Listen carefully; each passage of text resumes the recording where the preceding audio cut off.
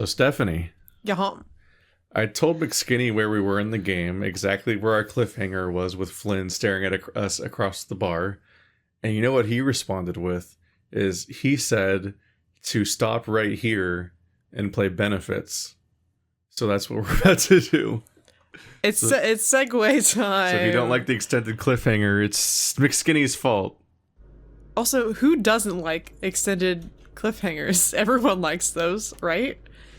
Welcome to benefits. That's a hell of an intro. Yeah, I feel like I know what the reference like what benefits in this context. I feel like I understand now the title of benefits in this context. This is the nicest looking bed in the entire Echo universe. Well, yes, that is 100% true. I have never been more confident that I could safely use a bed in the Echo universe. I'm always, so far, been pretty leery. TJ's bed was kind of cute. TJ's bed comes with a threat that someone's going to storm in and catch you. Oh, yeah. And you don't even know what you're doing wrong, but you feel like you're doing something wrong in that room. TJ's mom is around the corner, so I guess that's not a bed I want to sleep in. TJ's bed is in a room where you're not allowed to close the door. How great can you possibly feel in there? I can't sleep with the door open. I'm afraid of monsters. The door will protect you. Yeah. Famously, my door doesn't even have a lock on it. Because it used to be a child's room, so there's no lock on my door. Your room doesn't have a lock on it? No. I've never known this. Oh, well, don't tell anyone. No, yeah, definitely don't tell anyone in the world about this. Anyway, start. There's a pounding in my head that tells me I had a good time last night. There's a pounding in my head that tells me I had a good time last night. Yeah. And that thought alone makes even the nausea and thirst completely worth it. Especially once the scent that usually comes with a night well spent hits my nostrils. It's like bagel bites. It's like the smell of like pizza rolls. Oh yeah, smothered in just a bed full of bagel bites. The furred arms around me dull the pain. The muzzle on the back of my neck, licking and kissing, sends a warm tingle down my spine. Who's this gonna be? And while most of what happened last night's a blur, I can remember that muzzle perfectly. Who is this? Someone new? Give us your best top voice. I don't. My top voice is much more girly than what you're gonna want. Morning, princess. I love it. I can feel that damn German shepherd's breath on my neck as he talks to me, the smugness fucking dripping from his voice. I crack open an eye and look at him. Fuck you. Ryan. I think his name is Ryan. That's one of the few things I remember. Laughs. That was an awkward. That was a long sentence to join Ryan laughs. Can. I have to go to work soon. Right. He told me he was a mechanic last night. Did you sleep well? Stretching, I grinned back at him. Yeah, until you woke me up. Oh? Well then, let me make it up to you. His paw, which has been rubbing my chest until now, sinks just a bit lower to my stomach. The things that paw makes me feel cause me to moan a lengthy string of curses that would have made TJ's white fur turn beet red. Dang nabbit, gosh darn it. All I get out of Ryan is a smirk and a raised eyebrow. And here I was thinking you'd be exhausted after last night. He keeps on going, scritching my stomach in circular motions, almost enough to make me go limp instantly. It's like he's relieving an itch that I haven't even felt until now. Foul species features, I hear a tiny voice in the back of my head speak, and it's right. This is fucking unfair. Is that like I'm assuming that's like in sports, like foul species features. Yeah. You're using your wings and or your I don't know how you couldn't use. This came up previously in this game. It might have been when they were kids competing or something. But it's like if you grab. At some point, somebody grabbed Carl's horns, and he said that basically like foul species features because using his horns against him. Yeah, I feel like that'd make things so complicated. I mean, having horns would make a lot of sports dangerous for other people. Well, yeah, but it's like, okay, at what point do you draw the line? It's like, okay, we're you're playing baseball, you have to run around the bases. Can you have a horse? Because a horse is very fast, you know? Yeah. I don't know if they'd be as fast. I guess they probably would because Jen is fast, but I don't know. You have a cheetah? You're gonna like disqualify cheetahs from playing, discriminate against all cheetahs? Like, where do you draw the line with this? Oh my god. The Echoverse probably has just the most convoluted and vicious sports arguments. Oh my gosh. And like, what if? But for our purposes, species features just apply to kids playing with each other. I know. My brain just went into like, oh my gosh, what about like diversity in the workplace? How do you do that? Like, yeah, you'd want to have like, for Carl, you'd want to have like tennis balls on his horns on the tip so he doesn't like gouge someone's eye out just playing. Just to see a little kid accidentally gouges his friend's eye out, scarred forever. Yeah, well, one of them for sure. Yeah. But it feels so good. So good, in fact, that I almost don't realize his second hand's going even lower.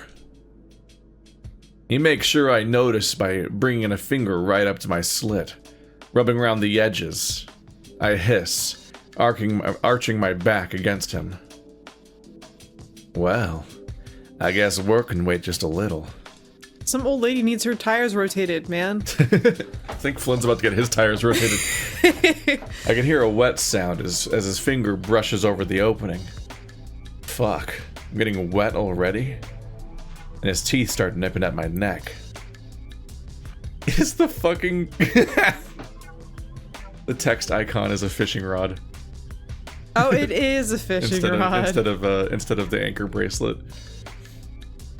That's when I stop getting wet and start getting hard. You like that?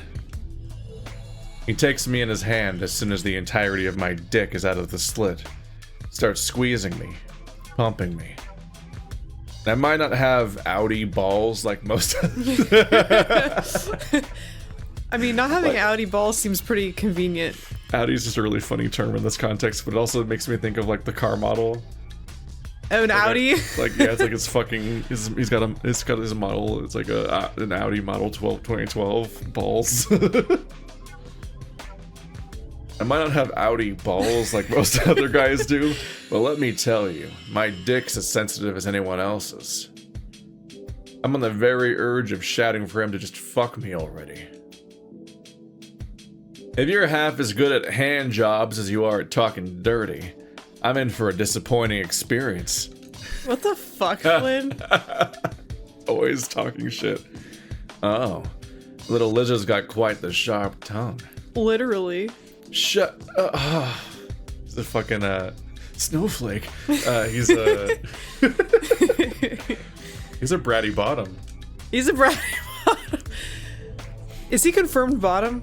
I think he's probably verse, given how you're given the option. You're given options with him that you're not given with options with anyone else, basically as Chase. Though I figure most people are verse in a pinch. Verse in a pinch. Unless they just suck. Like, oh yeah, I'm just not fun. Sorry. Yeah, I mean, I don't know. There's compromise involved with sexual relations, and all of it should be fun. Yeah. But you got to be able to switch it up sometimes. You got to be fair. Yeah, no. Otherwise, it all sounds very like Batman doesn't go down on Catwoman because that's not a superhero thing to do. Like, what the fuck? I mean, if any superhero would, Batman's like the edge. Like he's like on the edge of. He's the anti-hero of superhero. So I think he would go down. That's how you know he's evil. Like. That's how you know. That's how you know he's like evil. That's why Rorschach was such a good parody, because this motherfucker won't go down on people. What a loser. Dude, honestly, what a loser. This video is extremely not monetized. Yeah, not monetized. Go down on your significant other, loser. That's Stephanie's advice to all of you. It's a nice thing to do. Just do it. He keeps pumping me, rubbing my stomach the entire time. Shit, he's playing me like a damn fiddle. Knows exactly where my weak spots are. I can feel my tongue push its way out of my mouth. And before I know it, I'm panting like a damn dog myself, pushing my ass up against this guy's swelling sheath, raising my tail and draping it over his back. Seems he likes that, because it gets me a little moan in response. I grin. Small victories. It doesn't take long for me to start leaking. Even less time for me to start feeling something warm and hard brush up against my ass, gently at first, and then he starts grinding, hot dogging. He's right there, right fucking there, pushing up against my tail hole, teasing me. I wish I could just turn around and push him onto his back, but his hold on me is tight. Fucking hell, man. I'm getting close. Pretty sure he can feel it, because I hear him chuckle again. Probably not much of a surprise, given the way he's nipping and licking and kissing my neck while I can't do a damn thing but keep grinding my ass against his dick. Every time he's got me feeling like I'm about to come, though, he removes his paw.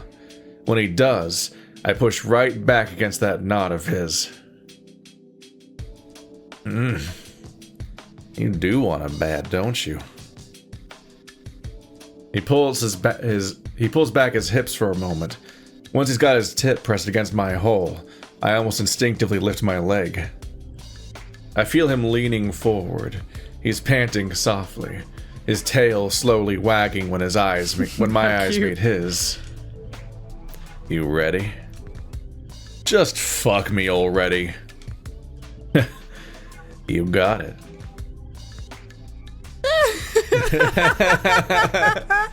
First Ad Astra style censor square in Echo universe. Dude, we've never seen Flynn smile like this before ever. That's the happiest he's ever looked. This is the happiest he's ever looked. And you look at the detail of the German Shepherd's paw coming up under the sheet. Wait, what? What are you looking at? So they're holding hands, but his hands under the sheet. Oh, so romantic. He buries himself in my ass, hard and fast.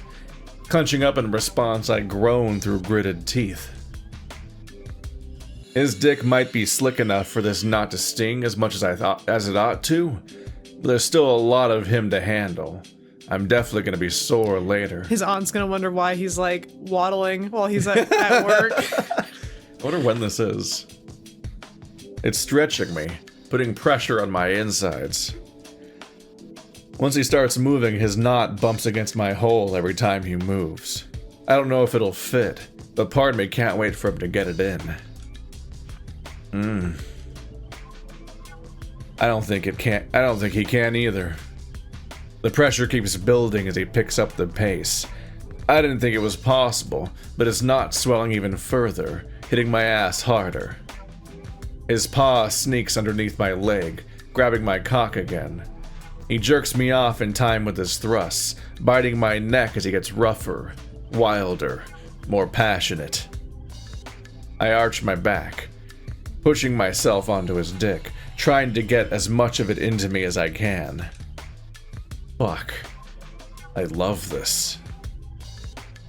My friends always get on my ass for being so open with my body, and he's spread pretty open right now, but bam! I know, get on his ass. Phrasing. He wants his friends to get on his ass more, so. But nothing, absolutely nothing can compare to this. Shit. I'm on the goddamn brink. We both are. He holds me tight, pulls me against his chest, and with a single squeeze of my dick, it's over. I shut my eyes tight, push out a loud breath, and blow my load. Hard, too. Fuck. I thought I'd be shooting blanks after last night. What I see, what I'm feeling, surprises me. Ryan pushes me onto my stomach with ease. I'm too out of it to really resist or talk back at the moment, and I let it happen. even as he gets me on my hands and knees. So if you want Flynn to stop being sassy, you just gotta fuck him really good. Yeah, that's how you shut him up. He becomes a baby. He leans over me, his furry chest against my back. His face is right next to mine, and we're panting in unison, tongues lolling out of our muzzles. You've got such a nice ass. He grunts, thrusting forward again, stretching my ass, trying to get his knot in. When he does, I wince, grabbing the sheets and bracing myself. He's stuck for the moment. He's tied to me, but that doesn't keep him from moving. It really fucking turns me on, and I don't really know why. I'm not the type to really let myself be used, but with this guy, things are different. Ugh. Here it comes. His hips slam against mine one more time. He growls in my ear when he comes, spurt after spurt of warm cum coating my insides. My elbows give way, and my face hits the sheets. Ryan making sure my ass stays up in the air. It takes a little while before his knot's gotten small enough for him to pull out of me, the dog laying down next to me again. I'm a little more than sore, but it's definitely been worth it. You want to do this again sometime? Like, and then we'll go to a bar, and then maybe, like, we'll run into your friends who are there looking for you. Oh, that was a German Shepherd, wasn't it? Yeah. Yeah, so it's probably the same. Right, Ryan was the name on the text. Which text? The text that they spied on from Flynn's phone. Yes. Yeah, so it's just explicitly the same person. But then also, I think it's good you gave him the Western accent, because he was at that cowboy bar. Yeah. I went back and reviewed that scene. Like, Ryan just straight up tells him where the address is. I'm not sure why Flynn left his phone. I don't track you. I don't think. Well, because he was in such a rush to go get fucked. Like, he was just so excited he left his phone behind. It was premeditated, so I don't know. I don't think he did it on purpose, so like his friends would follow him. That's Chase like, thinking that, Chase thinks that. Who the fuck would ever do that? No, this all the more makes me think that he clearly knows Ryan and knows where he is. So it's like, I don't think it's like he left a clue, like he's being trafficked or something like that. Like, I don't think he needs his like, rescue. Oh no, help me please. I'm going out with this sexy German Shepherd. Yeah. Oh no, help. Like, because it's the Echoverse and things are dark and everything, we had our initial reactions of like, no, don't follow Flynn, he's just getting his rocks off, he's just having a good time. Don't fucking intrude on his space. Don't enter the weird, like, unmarked bar that doesn't want to advertise what it is on the inside and all that. But then after we stopped recording, I was like, what if we're dead wrong and it's actually like actually was some kind of weird call for help, and like this is like more fucked up stuff happening, like Brian level things for all we know. No. And I'm like, uh-oh. But he clearly knows who Ryan is, at least, even though his name is uncomfortably close to Brian. Well, let's not think about that part. No, he definitely knows. Wink. He definitely knows Ryan pretty well. You know what I'm saying? I instinctively was like, no, don't. Whenever he said he was late for work, I'm like, what the fuck do you mean you're gonna knot him? There's like a whole subgenre. There's a whole time period. Yeah. You have to devote time to that coupling, because it's gonna. It means you're gonna be stuck together for a while. That's like an entire like kind of like romantic subgenre of aftercare art. It's like people going at it, and then afterwards they just like they're gonna be cuddling for a while because they literally cannot physically separate.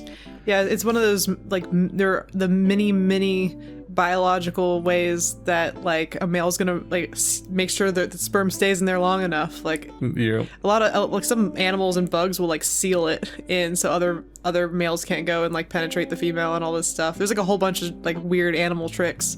Yeah, but no, like I wonder if in this kind of world people would either, I'm sure there are people that like that, or people would discriminate, like they'd be like, oh man, like, you know, I really like this guy, but he's a dog, and like my ass can't take that again. Like, you know, just the inconvenience. Like, oh, it's so inconvenient, you know. And then there's the because furries infinitely iterate and so on, there's also It's like there's the subgenre of like aftercare, romantic, cute things, and then there's the subversion of that where the top doesn't give a fuck, and they just like The bottom literally can't escape. Yeah, they're like the top, the bottom, the bottom's just stuck, but the top literally stops caring and just moves on with their life. So like there's like they just So they're just stuck on them. they'll just like get up and they'll like walk over and get a beer, and the bottom's just dragging behind behind them between their legs, ass up, like they're just stuck. Well, It's the funniest fucking art sometimes. not to like ruin that for people, but like when in real life when dogs do that, it's like the female will be like, okay, I'm done, and she'll go and walk off, and the male will just cry because he'll get getting dragged around by his dick. It's like, oh, like it hurts them afterwards because the female just wants to leave, and so she'll just pull him around, and like yeah. So way more fun in the furry universe than in real life. Sorry, doggies. That's why I don't. Because people act weird about it being animal features, but I'm like, I don't. People literally just like. In reality, I think people just like had a concept put in their mind, and they're like, "Oh, I can run with that," as opposed to like specifically being like, and that's why. Like, I don't think people are like, I like it because it's dogs. They just they received an idea, and they're like, oh, I could have a lot of fun just playing with that idea and iterating on that. The way I always see it is like if you look at like people that make dildos, like if you look like Bad Dragon or something, right? Yeah. You're like, basically people. Okay, like I look at other toys because obviously, but like there's a whole bunch of different shapes people will make just because there are certain shapes that are effective. So of course, like there are certain animal shapes that are going to just be the shapes that are fun to stick inside yourself. Yeah. And so if you want to make it look like a tentacle or something, like go for it. That's cool. You're theming it out. But in reality, it's just like certain shapes are just the right ones anyway, and it's not like supposed to be. And then also like there is like just the weird. You're just making shit up. Yeah, you're role playing, and there's like the fetish aspects to like, oh, like what if I just want to get fucked by a gigantic dick? Well, maybe the horse dick that they sell is the one for me. You know? That fucking the one at what's it called? Las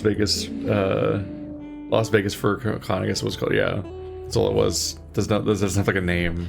Las Vegas Fur Fest? Was it Fur Fest? I think it was Fur Con? LVFC, right? So yeah. Las Vegas Fur Con. I can just look at the poster behind your head. It doesn't say on it, I don't think. It says on the bottom. But the chair's in the way that I'm sitting in.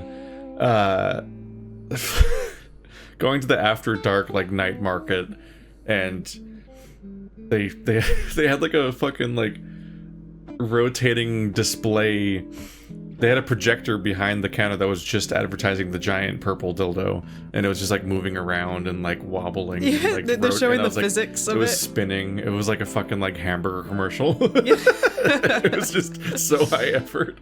It's just the funniest shit to watch. Hey man, you gotta see those. Looking at it on the website is one thing. Seeing it in person, understanding the physics and the weight of this thing is important. Okay. It's like, listen, if you buy this, you're paying a premium when you weigh your luggage to get back home. Yeah, and when TSA has to x-ray your fucking luggage. It's like, this fucking thing weighs 20 pounds. It's gonna physically leave an indentation in your suitcase.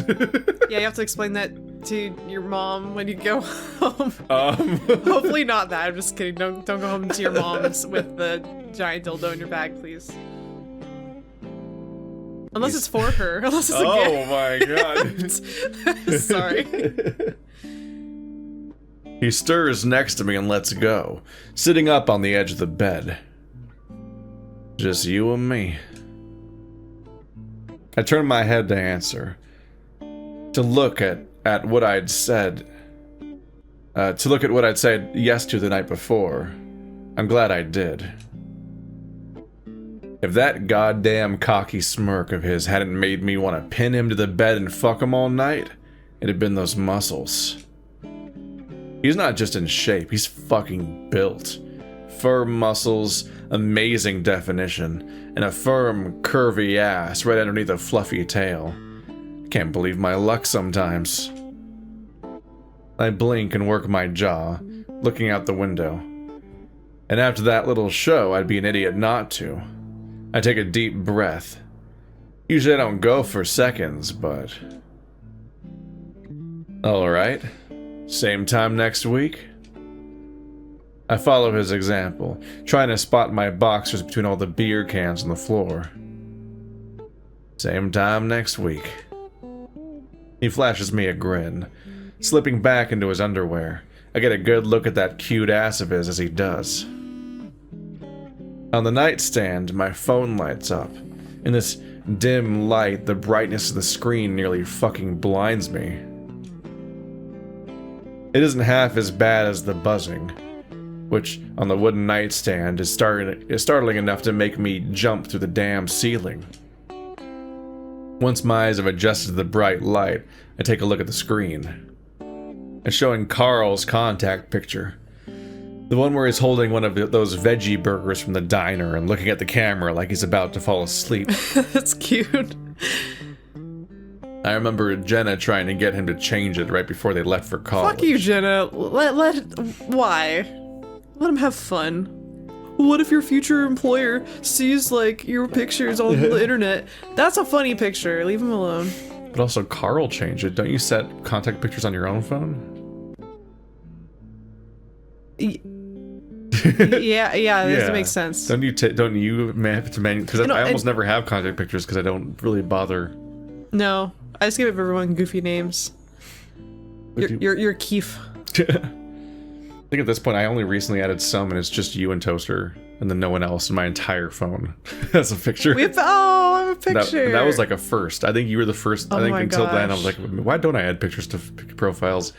I think for like my last like 6 or 7 phones, I never ever added a single profile picture to anyone. I should do it more because some of them are really funny, and getting a text from that person would just make me inherently laugh every time I saw the picture. So maybe I should just do that to make my life better. Let's see. I think if I remember correctly. Oh yeah, your profile picture on my phone is you blotting out my face at the wedding. Yeah. She's got her yellow blazer and her purple hair, and she's all nice for the wedding.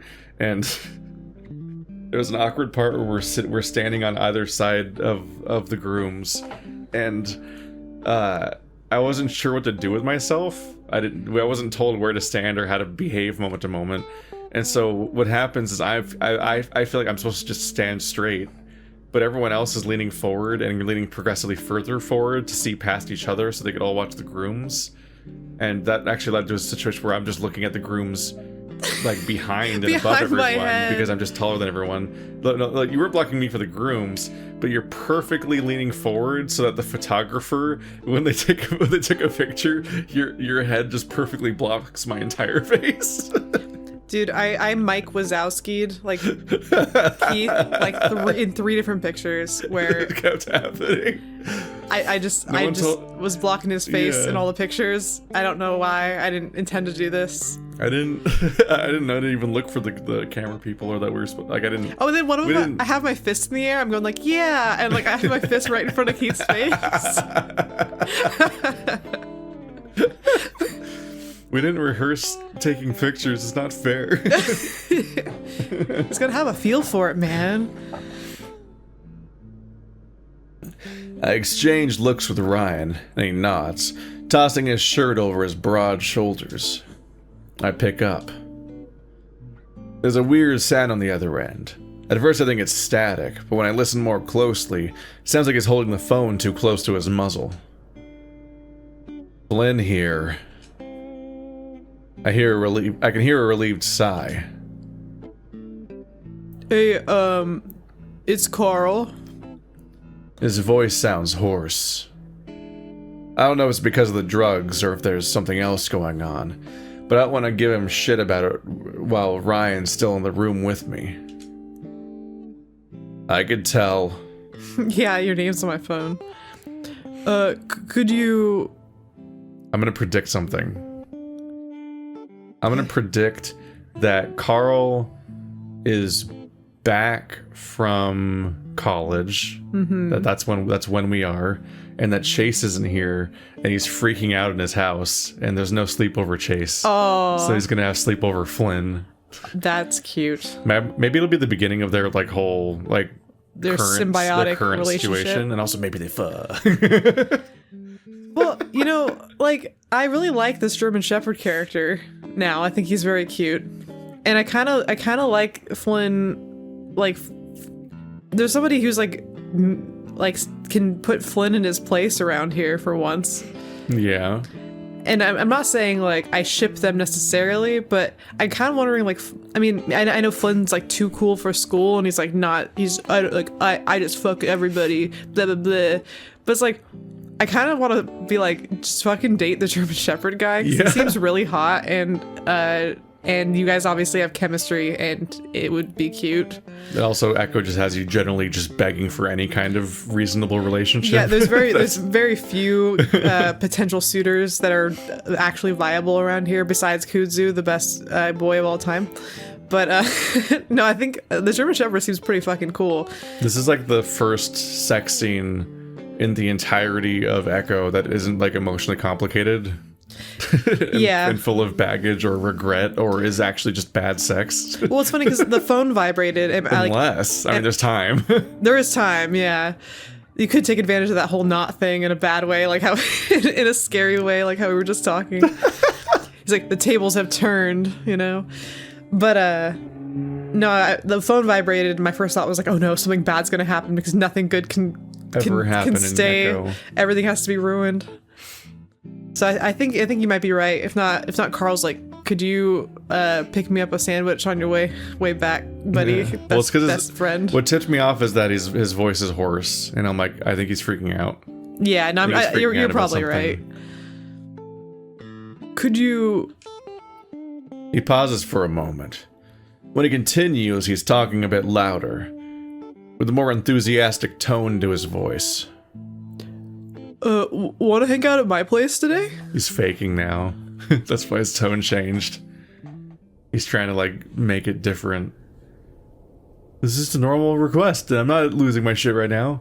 I don't think there's ghosts. What ghosts? Okay, so we're actually going to Carl's house. Maybe... Do we fuck Carl? Carl's house is only a short drive away from mine. It's a drive I've made many times ever since I got my driver's license. Almost one I could make with my eyes closed, given the fact there's fuck all to do on the road in Echo. Once you get to the general area, Carl's house isn't that hard to spot. It's a goddamn mansion. Not many of those in Echo. Always surprises me to see just how well kept the place is. You think they have a household staff working day and night to keep this house looking this fresh. But no. It's just Carl's parents and a whole lot of cleaning supplies. I straighten out my jacket, hastily stuffing Ryan's business card in my pocket before I get out of the truck. When I walk up the front door and ring the bell, no one answers. No footsteps, no sound of clopping hooves that indicate Carl rushing down the stairs to say hello. Which he should be, because I'm here and he should be running up to the door. You think of people with hooves would have carpeted stairs? Yeah, you would think that. Imagine having to go to the bathroom at night and like everyone in the house is sleeping. Like, damn it, Carl! It's like hearing a fucking horse walk walk on the actual road outside your house. Like just that noise. Dude, I've like worn high heels before. And it's one of those very like it can be occasionally very loud, and then it gets kind of embarrassing. But you try to make your walk quieter, but you can't really do that. Yeah. And then maybe you notice that you step harder with your left foot than you step with your right foot, because you can just sit there and think about how you walk really intensely. You're so fixated on the sounds you're making. Yeah. Yeah. Not like kind of stressful. You start getting a complex about it. Like, do I have weird feet? Do I walk weird? I do have weird feet. I do walk weird. Oh no. No, I walk duck-footed. I walk opposite of pigeon-toed. My feet stick out like a duck. I walk good, but my feet go and they're big, big feet. It's hard to convey the animation that she just did. But I just like to give people context about my life. Stephanie's very animated in her talking. Whenever she's giving any kind of explanation or like description or like example, just imagine that she's like acting it out. Yeah, it's funny because you guys can't see me, but but she goes all in. She has like poses. You have poses you go into when certain characters are talking. It helps me. Yeah, I don't mean to do it, but I feel like it helps me Like, I think there was someone in Phoenix Wright where you'd frame your face with your hands whenever you talked as her. Oh my. A few moments pass and I try again. No reply this time either. Carl? I shrug, thrusting my hands into the pockets of my jacket and rounding the corner to Carl's backyard. He's there. Carl is sitting there in one of his mom's fancy lawn chairs, eyes red, a blunt in his hand. He doesn't even notice me when I walk up to him, and it takes waving a hand in front of his face for him to finally turn his head to look at me. Hey, Flynn. His voice is low, and it's got a raspy edge to it. This is the first time we've seen a model so far. Oh, yeah.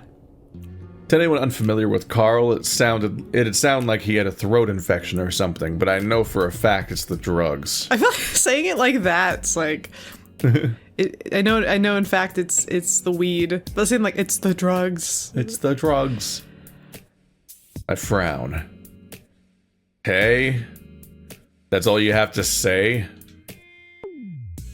He leans back into his chair, his eyes closing, hand with the blunt at his side. I got a couple other things in mind, but it's a little too early for that. I roll my eyes and sit down on the empty chair next to him, hands still in my pockets. Carl doesn't say much as I stretch my legs and look at him from the corner of my eye. He's put the blunt out, and judging by the look in his eyes, he seems like he's slowly coming back to the land of the living. He's as alert as he'll ever be. Hope I didn't scare you. You getting up before noon's the scary part. Well, today was an exception. Mom insisted on calling me to let me know they made it to the motel at 6 in the morning. He yawns. Must have been a harrowing journey, flying in first class. I hear they serve you water in champagne glasses. And then champagne in water glasses just to fuck with you. Just some little kids getting drunk on accident on the airplane. Where'd they go this time? They're on some trip to the other side of the country. Something about promoting the brand. Of course, they left me here. Which you're terribly upset about, I'm sure. Excuse me? Carl feigns an offended expression. It's tough, you know, being a rich kid home alone. Free beer and as much pizza as I could possibly eat. This whole place to myself. Good thing it got me to carry a little bit of that burden then. Yeah.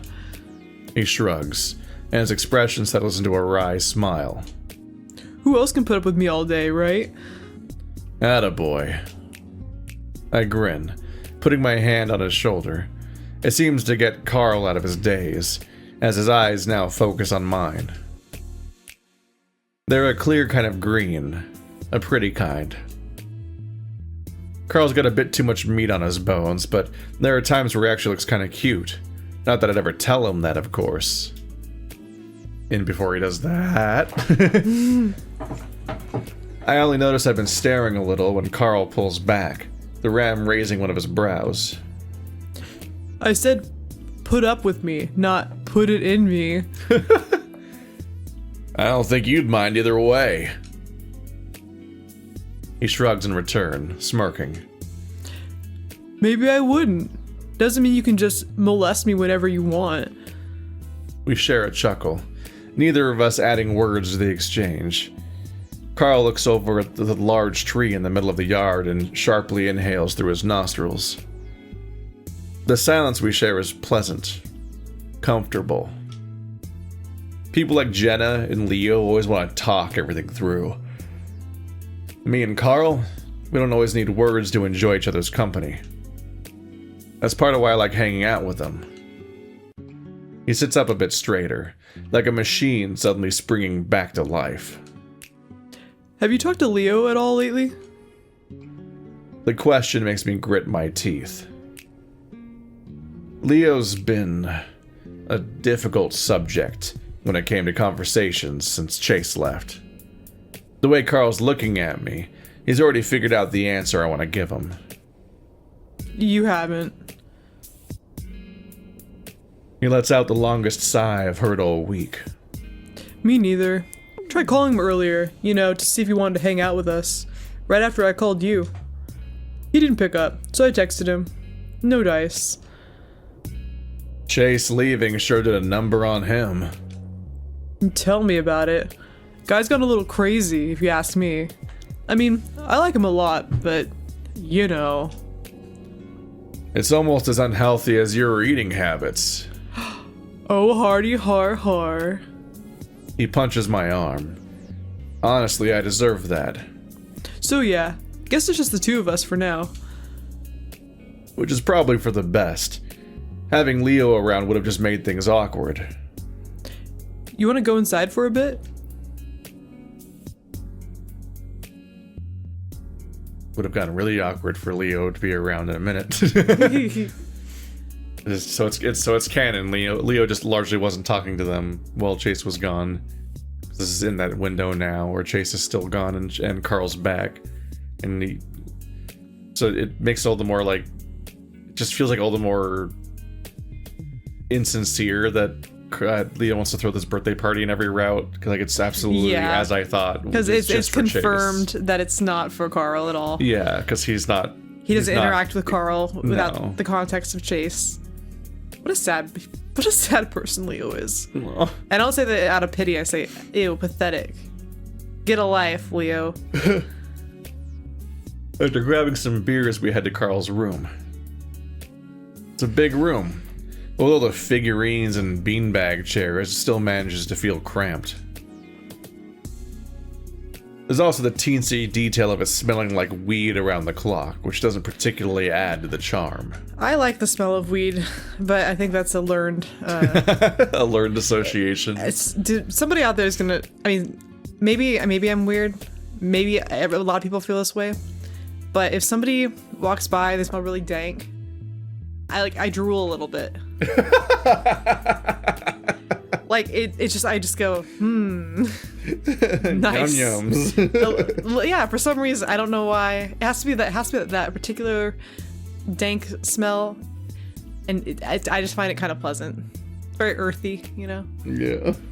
I mean, I wouldn't want my room to smell like that all the time, but like I said, when I'm at work and that one person walks by, and I'm like, whoa, that person's high as fuck. Now you guys know the secret to get to Stephanie's heart. There's the block of cheese. Yeah, and you just gotta walk up with a tour with a block of cheese that smells like weed at a furry convention. I don't want the cheese to smell like weed. Okay, walk up to her with a block of cheese at a furry convention while you smell like full weed. Of good weed. Yes, you can smell like. You can't bring weed into the convention; they won't let you. Probably not. Unless I don't know. I don't know how the fuck they'd notice, honestly. Well, I mean, you might have that smell inside the fursuit, so as soon as you take your head off, it's just like dank everywhere, That's how you hide it. You claim it's a huff aromas. It's just a weed smell perfume. Dude, somebody's got to sell that as a novelty gift, which is a horrible idea. I don't know. I've shown you their store. They have like 200. They have so many of them. One of them's probably like the weed coyote. Dude, just Carl. The smell of Carl. The Carl scent. I don't think they have any Echo. I don't think anyone in the entirety of Echo is known for smelling good. No, no. Wait, doesn't I think they have a whole. No. I think they have they have a line of Ad Astra and a line of the Smoke Room characters, but I don't think they have any Arches or Echo. And I don't think anyone's in a hurry to be like, oh yeah, Chase, the Musk type. Can't wait to recreate the smell that he's trying to get rid of the entire game. There we go. Now have it be really specific. Have a candle that's or a spray that's like his smell, and then have it be like the smell after he uses Jenna's deodorizing spray, the one made for girls. Just Chase's shame spray. Hop on that $1 million idea, yo.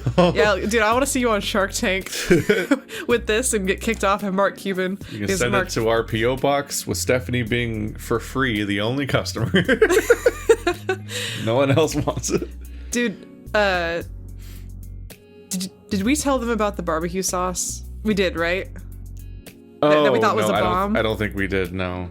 Yeah, don't send us anything that feels like anthrax or a bomb, please. No, I got a package in the mail, and we were confused by it because it didn't have an address on it for who it came from.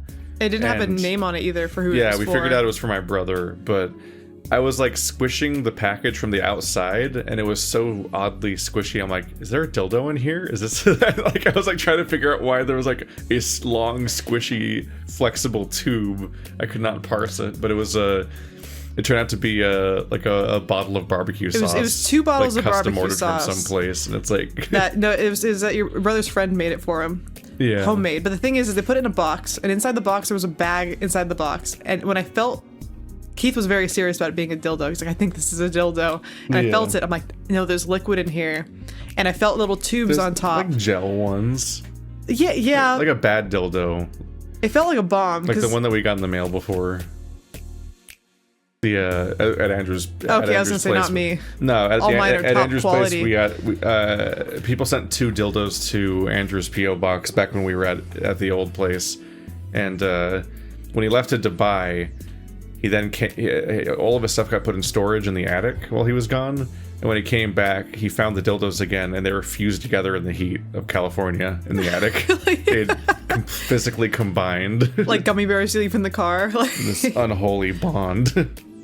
Well, yeah, I know. So I just felt two tubes full of liquid that were next to each other, like a dynamite type bomb that you'd see in a cartoon. Yeah. And it just was very sus. But no, it just happened to be hot sauce. Yeah. Thought someone was trying to assassinate Keith. That'd be distressing because it was to our address, not the PO box. That's I know, but I was like, dude. I don't know if we should open this. And then I proceeded to rip it open. I was like, no, I'm just gonna do it. And we did not die. It was just hot sauce. Well, we do have a PO box. If you want to send novelty people. nightmare packages to Stephanie specifically and torment her, I can make her open them on camera. I would. I would, but please don't kill me. No anthrax, please. Normal request to have to Hope make. y'all don't hate me that much. Damn. Just send her tentacles, like she said. Yeah, that's fine. She'll put them like on her shelf. I would display it proudly. Just to relax. Yeah, just it centers the energy of your room. It's the one thing I need. I have like 1,000 things in my room, but the one thing I need is something like that. There'll just be one silicone tentacle just like sticking out amongst all your plants. Look what I'm growing. As much as I rag on him, though, it seems like he's at least put some effort into cleaning this time. At least there's no fucking mountain of underwear piling up underneath his bed like there was last time his parents went on a trip. They must have reamed him when they got home. I hope not. I was gonna say. That's a you thing, I hope. You got any kind of game in mind you want to play? You want to play a game? You're talking like I know anything about games. Point taken. We can watch shows too. Sega bass fishing. Yeah, he does like It's fishing. Flynn's one thing.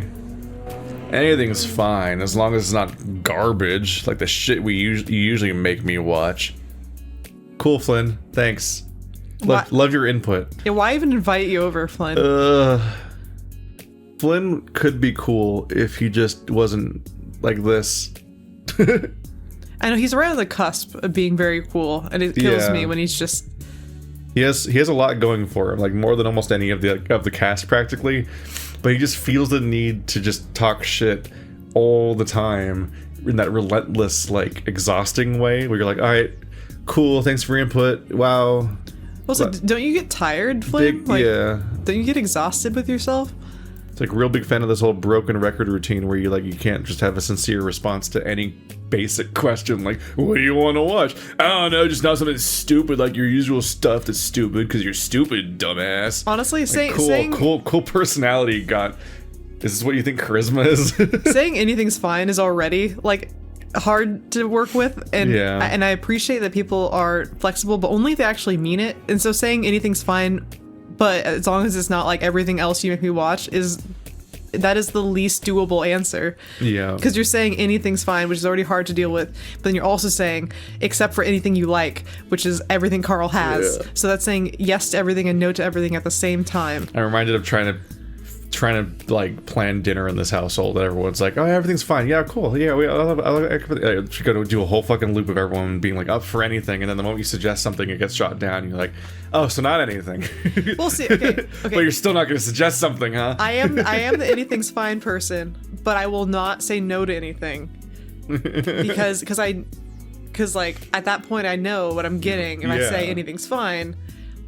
You've already opted into, okay, you make a suggestion, and then somebody does the work of putting in a suggestion, and then you get no's, and you're like, but you lied to me. The betrayal. Or at least say, like, anything's fine except for this, and then start out that way so I know what I'm dealing with. But no, as the long-term vegetarian person, I'm like, anything's fine. Don't fuss over me, please, for the love of God. Yeah. So I'm used to that response. You're a self-shaming vegetarian. my grandma took me to Hungry Hunter 2 times a week for like my whole childhood, where I had to get a side salad every time I went there as an 8-year-old child because my grandma wouldn't take me to any place I wanted to eat at. So I'm used to dealing with stuff. Take me anywhere, I'll be fine. I feel like you're one of the. You're probably the vegetarian I know that started the youngest out of anyone. You know, I was That's 6. like aggressive. Yeah. You're like year 1 of elementary school. You're like, I'm never eating meat again. And then I just stuck with it, and I feel like I might have. I feel like I wonder if I'm stunted, and I always think about that. Like, did I fuck myself up? Like you didn't grow right because you didn't eat when you were growing. I mean, I'm really tall and stuff. I'm just wondering if I have like some weird deficiencies I'm not aware of yet. That's how you got your duck feet. No, that's my family. You could look at them. A long line of duck feet. You can literally see all these portraits of everyone's feet. You see, they're all fucked up. I can put my heels together and make a completely straight line, if not a slightly backwards line. She means like both heels together, her feet pointing straight out, like toes in opposite directions. Yeah, it's like one of my toes is pointing completely left, the other one's pointing completely right. My heels are together. It's a completely straight line, and I can even angle them slightly back. I don't like it. To where I'm making like a forward-pointing arrow with my heels, and with my toes slightly behind me. Welcome to the Body Horror Hour. Hello. This is what weed does to you, kids. Not even once. Yeah, weed gave me duck feet. Just sawed them off and replaced them. You woke up in a tub with duck feet. I sold my feet for weed. They gave me duck feet instead. God damn it. Carl, currently setting up the TV, scoffs. The stuff I usually make you watch is neither shit nor garbage, asshole. You just got poor taste. You sound like Jenna. Jenna watches anime, so she has good taste too. I'm sounding like someone who actually knows how to have fun. Now sit your ass down.